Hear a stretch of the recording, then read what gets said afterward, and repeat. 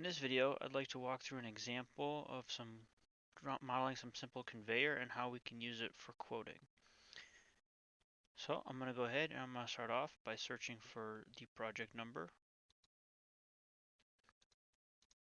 And in this example, I will be using this project number. This project number is not necessarily related to what we're going to be quoting here, but I'm going to use this as my example. And we see it pop up here, so I'm going to pick the Q and add it to my workspace. And I'm going to go ahead and open it up.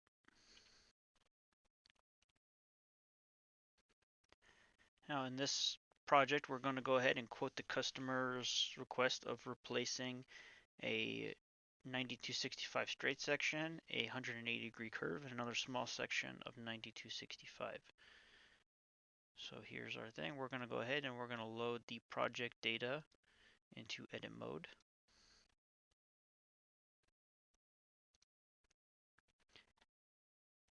Now from here, we're going to go in to under the Dematic tab. We're going to enter our project settings.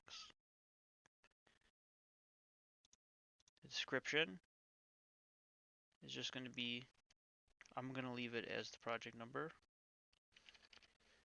Up here, this project contract number, what this does is if you take your project number and you copy it here and you hit create project, you can give this a description.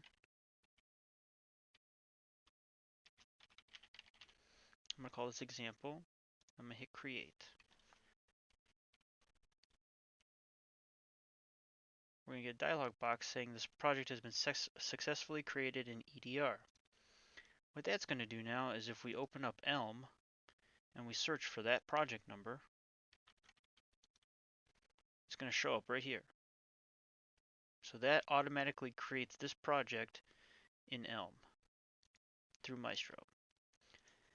Under project team, I'm going to go ahead and put my name into here. I'm going to hit OK. We're going to hit OK here. Yes. Now what we're going to do here is under the collaboration tab, a section is basically a layer that we want to work under. So for this one, I'm going to go ahead and I'm going to hit new and I'm going to create the section. I'm going to call it conveyor to be replaced. Okay, so now everything I draw will be nested underneath this section. So if I hide it, everything I draw here will be nested under there. The customer has provided me with a drawing, an AutoCAD drawing, so I'm going to go ahead and I'm going to bring that AutoCAD drawing in.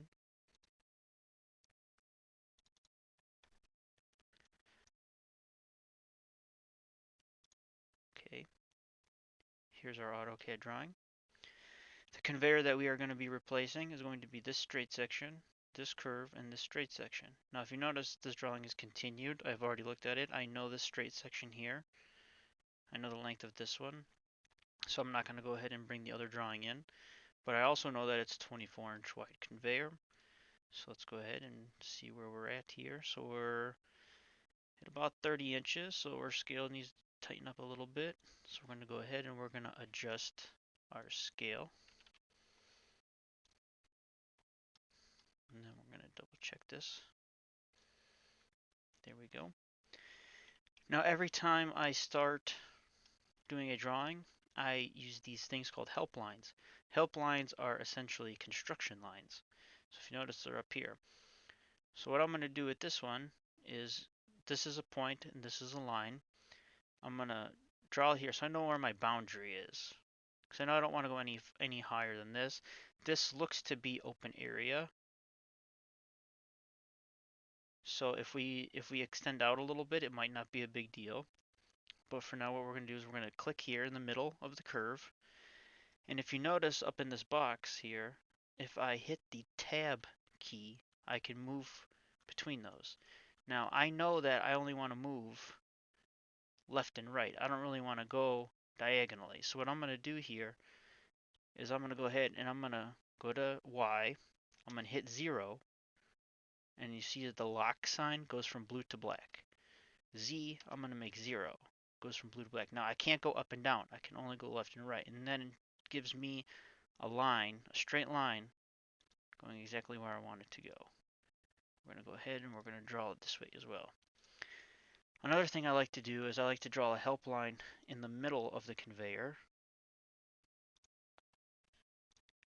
so I know where the center is. So now we drew our help lines in. What I'm going to do now is I'm going to go ahead, I'm going to click on the Conveyor tab, MCS case, and I'm going to click on the 9265, and I'm going to drag my mouse over. Now what this is going to do is it's going to give me a predefined section of 9265. Well, I know this particular section is 80 feet that I'm looking for. So I'm going to go ahead and type in 80 feet without clicking my mouse. I type in 80 feet, hit the space bar, and now it lengthens that to a standard length. Now even though I said 80 feet, a standard length is going to be 84. So now after I do that, I click, and if I move my mouse over here to the left, it's the same thing as hitting escape. So you can either hit escape or you can move your mouse off the page. Now let's go to our settings here, and we want 3-foot zones, that's correct. Drive side is correct. Our speed is not. Now if you see on the drawing here, we're looking at 100 feet per minute. So we're going to go ahead and change this to 100 feet per minute. 1 horsepower is okay. 3-inch centers is okay.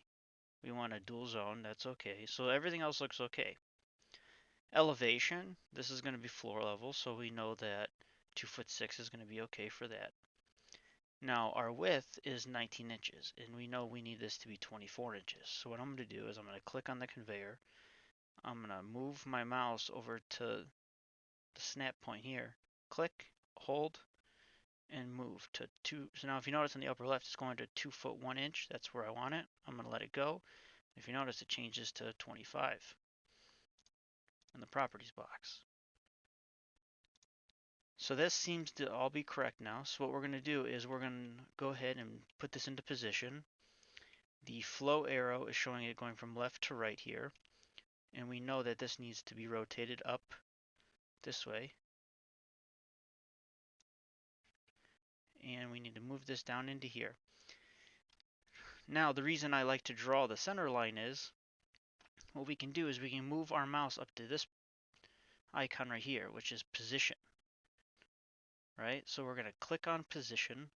We're going to select the middle of the conveyor we just moved into the model, and we're going to select the intersection of our help line. And that lines up our conveyor. So if you notice, here it is, and it's centered with where the existing conveyor is.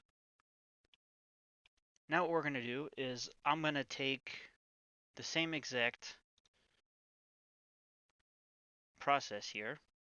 You can either click on it and drag it over, but what I'm going to do is I'm going to click here, I'm going to hit Control C, then I'm going to hit Control V, copy paste. Now obviously the lengths are different, but I wanted to keep the same properties, so I did it this way instead. So now what I'm going to do is I'm going to click, grab the snapper, and I'm going to shrink this down. Move it over here. The flow arrow is going from bottom to top, so we need to rotate this 180 degrees to there. Move this over. Now what we're going to do is position this one the same way we position this one. Now if you notice, I didn't draw a help line over here, but Maestro recognizes AutoCAD lines and will pick up the middle. So if we click on position, we want to grab the middle here, and we want to move it to the middle of here. So now that's centered. Now we don't cover the full length here, so we're going to go ahead and we're going to stretch this a little bit longer. So we're going to go right there. And now we have the curve. So to do the curve, there's 2 ways to do this. We can either come over to the left side here, pick a 180-degree curve, click it and drag it in, as so. Or you can click on 9190 auto curve and pick your discharge end and your charge end, and let Maestro go ahead and model it in. So if you see here, it's giving me my boundaries, right? So let me put this back in. It's giving me a boundary. I want the shortest possible distance, so I'm going to click here, and it automatically populates those curves. Now, if you notice, we are above our boundary limits. Now, in this particular project, it would be okay because this is all open area. But if we want to make sure that we stay within the boundaries, what we can do here is see how much conveyor extra we have. So we're going to measure this distance, and we know it's about 22 inches. So we need to take off about 2 feet of length. So what we're going to do here is if we click this, you notice it highlights everything because of this button here. It's on group select. We want to change it to single select, which means it's just going to pick a single piece of conveyor.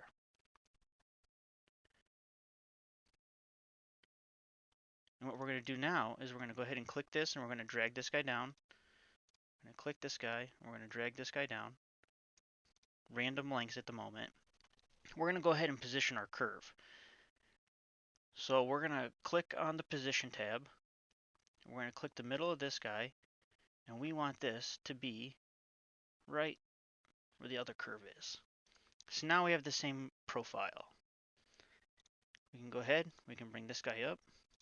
We can now go ahead and bring this guy up. Automatically snaps. Adjust the length to where we need it to be. Right there. This guy we know we need to shorten by 2 feet. So we're 84. We're going to go 78. Now if you notice, it went from 84 to 78. Technically we needed to go to 82.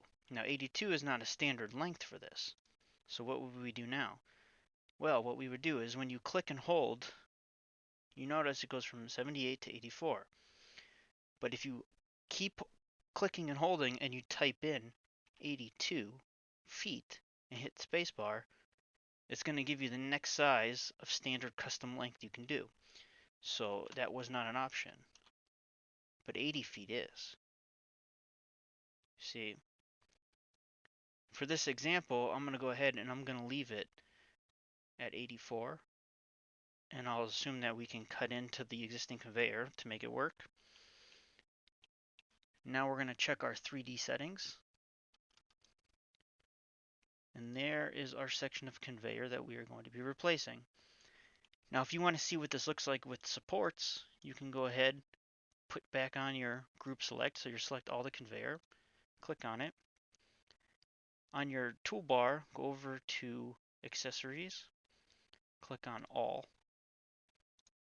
and there you have it. Now you can see what your conveyor looks like with the supports on it. Now let's say you wanted to bring this. Now we know we created the project into Elm. However, let's say we want to take this project now and bring all this equipment that we have done so far and bring it over to Elm. What we're going to do now is we're going to click on the Dematic tab and click on Send Units to EDR. You have to create the project first before you select this tab. Otherwise, it's not going to send it anywhere. So we hit Send Units to EDR. And we can open up our Elm. Open up our project.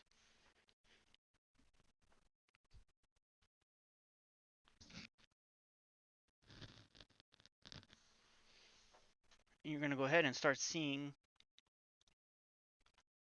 the material populate directly into Elm. Now if you notice, it's not here yet. Hasn't finished loading from Maestro. So we come over here, check it. Project number is this. Version number AA. All items. Send to EDR. It's giving unit numbers. We're going to hit continue.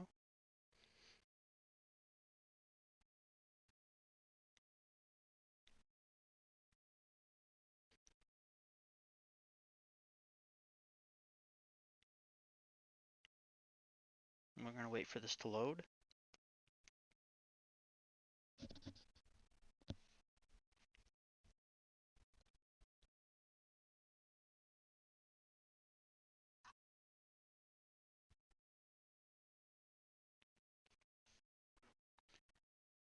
depending on the project, this could be quick or not quick, and also it kind of depends on Elm and your internet connection. It's taking all the information in Maestro and sending it over to Elm. So it says it's still sending units, and units were successfully created. So now we're going to go ahead and we're going to open up our Elm. We're going to refresh our screen.